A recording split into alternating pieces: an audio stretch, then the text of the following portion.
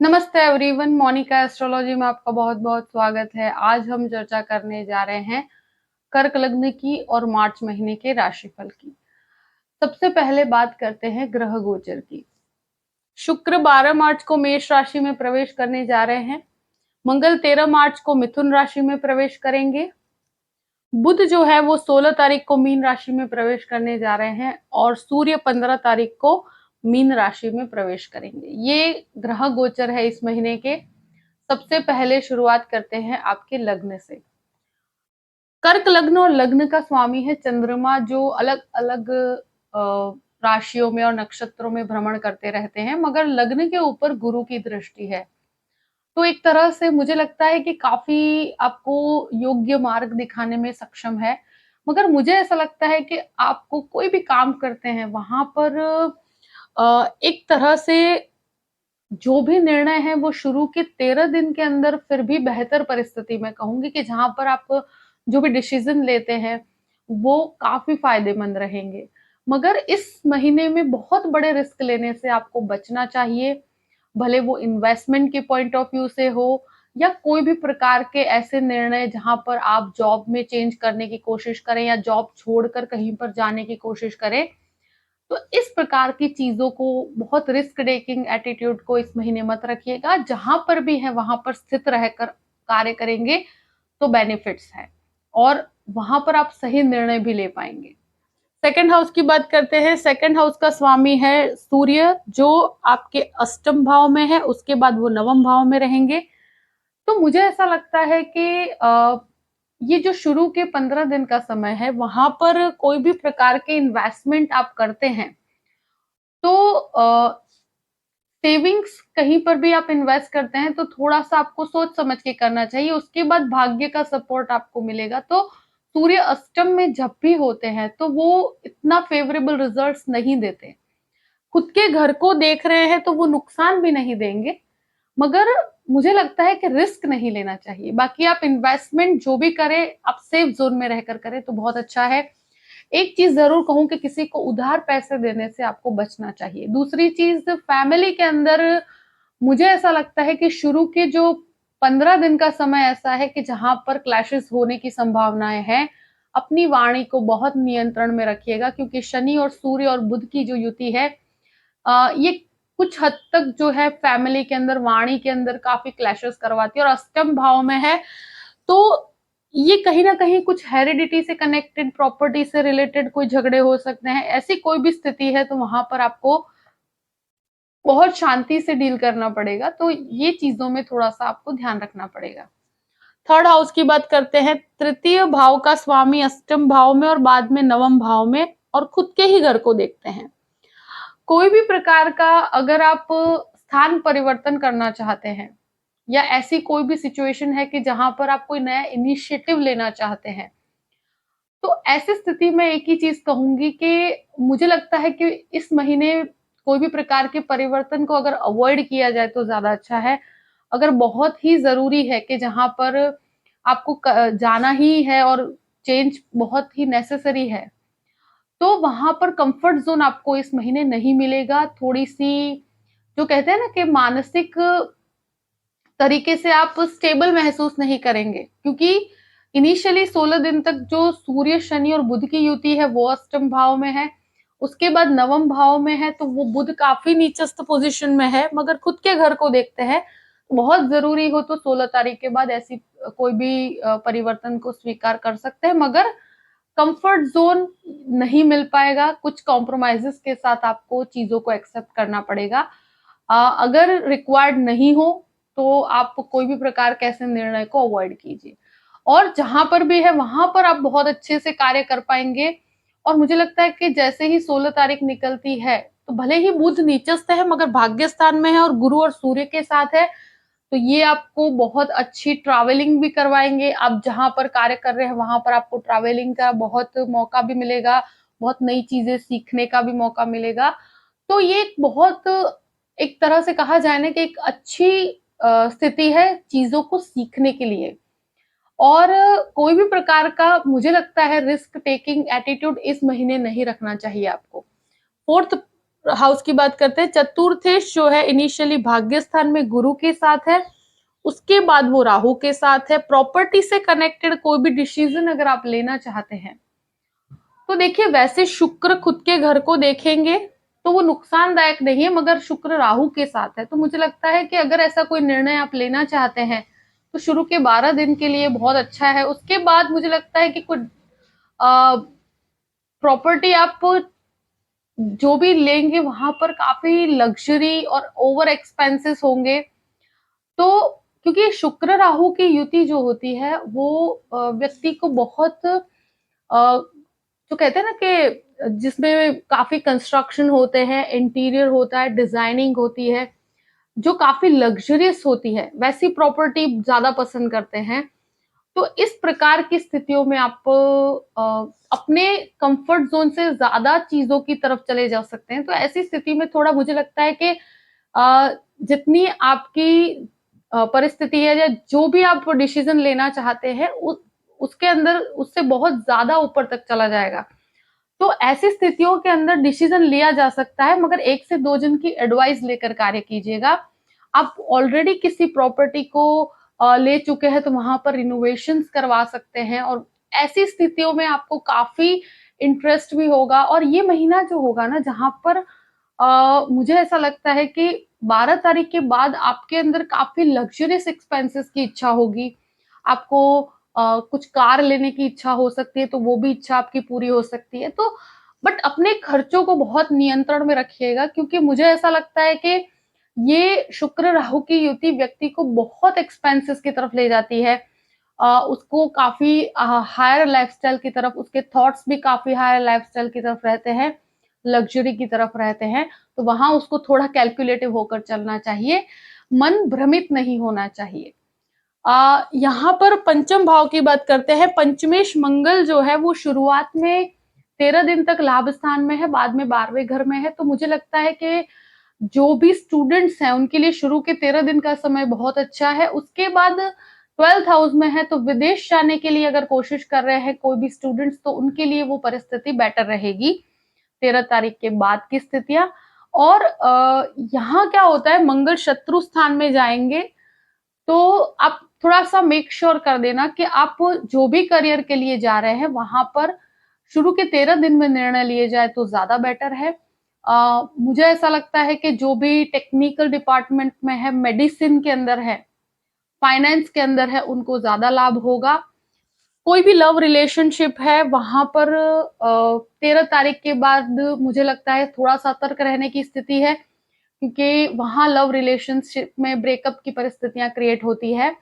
और ये एक ऐसी सिचुएशन है कि बच्चों के साथ आपके रिलेशंस में खटास आएगी 13 तारीख के बाद, तो वहां बहुत शांति से डील करना पड़ेगा।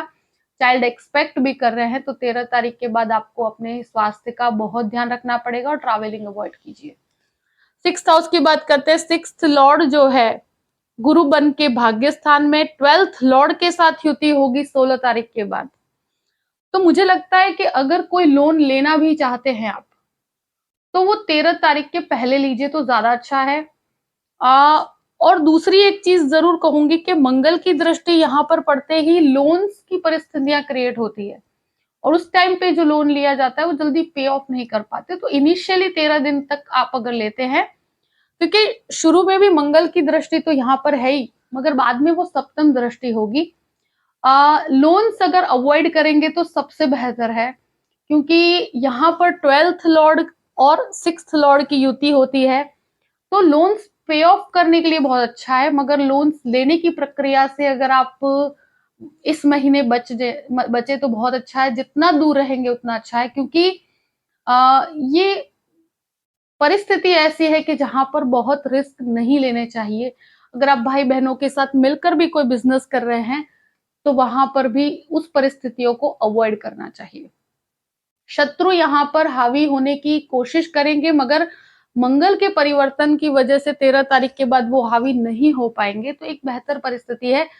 स्वास्थ्य की बात की जाए तो ब्लड से कनेक्टेड इश्यूज हो या शुगर प्रॉब्लम है, तो वहां पर आपको सतर्क रहना चाहिए। अब बात करते हैं आपके 7th हाउस की। 7th लॉर्ड जो है शनि बन के अष्टम भाव में, उसके बाद शनि पूर्ण रूप से अकेले रहेंगे, मगर शुरू की जो टाइमिंग है कि जहां पर शनि, सूर्य और बुध की युति रहेगी, तो ये एक ऐसी परिस्थिति बनती है कि जहां पर मंगल की भी एक दृष्टि पड़ेगी 13 तारीख के बाद। तो पति पत्नी के संबंधों में एक तरह से कहा जाए कि क्लैशेस की परिस्थिति है, और मंगल की भी दृष्टि होने की वजह से ये कहीं ना कहीं ईगो क्लैश की तरफ ले जाएगी। और शुरू में सूर्य शनि की युति होने की वजह से वहां पर भी काफी तनाव पैदा होगा, तो थोड़ा सा शांति बना के रखिएगा।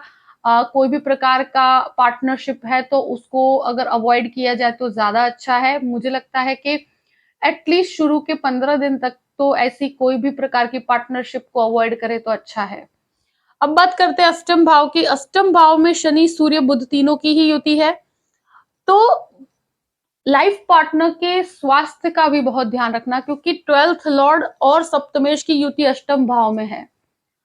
तो जो भी आपके लाइफ पार्टनर है उनके हेल्थ को लेकर भी थोड़ा सतर्क रहने की परिस्थिति है। वहां पर आपको चीजों को लाइटली नहीं लेना चाहिए। और अष्टम भाव में सूर्य शनि की युति इनलॉज के साथ 15 दिन तक शुरू के काफी स्ट्रगल रहेगा, मगर 15 तारीख के बाद की परिस्थितियां मच बेटर है कि जहां शनि अकेले रहेंगे। कोई भी लीगल रिसर्च कर रहे हैं तो शुरू के 15 दिन बहुत अच्छे हैं। रिसर्च के अंदर काफी हेल्प मिलेगी। अगर कोई मेडिसिन का रिसर्च है तो वहां पर भी शुरू के 15 दिन में बहुत अच्छी परिस्थिति बनती है। अब बात करते हैं आपके 9th हाउस की। 9th हाउस में गुरु शुक्र की युति होगी, उसके बाद गुरु सूर्य बुध की युति होगी, जो आध्यात्मिक यात्राओं में बहुत हेल्प करती है। मुझे लगता है कि 15 तारीख के बाद आप काफी स्पिरिचुअल यात्राओं की तरफ आगे बढ़ सकते हैं, और इवन कोई भी प्रकार का मास्टर्स की डिग्री लेना चाहते हैं तो भी इवन शुरू के 12 दिन का समय बहुत अच्छा है, उसके बाद की परिस्थितियां भी बहुत अच्छी है।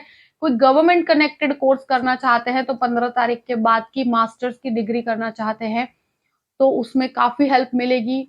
जैसे कि आप एजुकेशन डिपार्टमेंट के अंदर काम करते हैं तो वहां आपको बहुत अच्छे रिजल्ट्स प्रदान होंगे।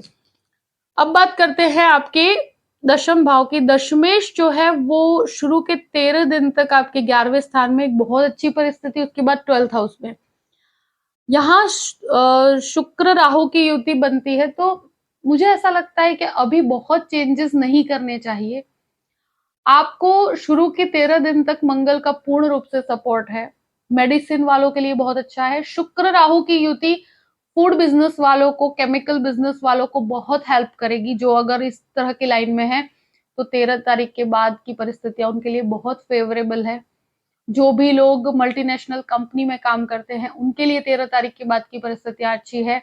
जो फूड, रेस्टोरेंट, होटल, डिजाइनिंग का काम करते हैं, construction designing, architects, interior designers हैं, तो उनके लिए मुझे लगता है कि 12 तारीख के बाद की परिस्थितियां एक्स्ट्रा ऑर्डिनरी रिजल्ट देगी। उनको बहुत फायदा है, क्योंकि ये कंस्ट्रक्शन के अंदर बहुत हेल्प करता है, डिजाइनिंग में काफी हेल्प करता है। कोई फैशन डिजाइनर है, कपड़ों का व्यापार करते हैं, उनके लिए अच्छा है। आईटी प्रोफेशन वालों के लिए बहुत अच्छा है, टेक्निकल वालों के लिए बहुत अच्छा है। यहाँ आपके लिए जहां है वहां पर बहुत अच्छा ग्रोथ है। बट मंगल आपका 10th लॉर्ड है, वो 12th हाउस में, तो वो जॉब करते हैं तो वहां पर जॉब छोड़कर दूसरी तरफ जाते हैं तो वहां थोड़ा सा मुझे लगता है संभलना चाहिए।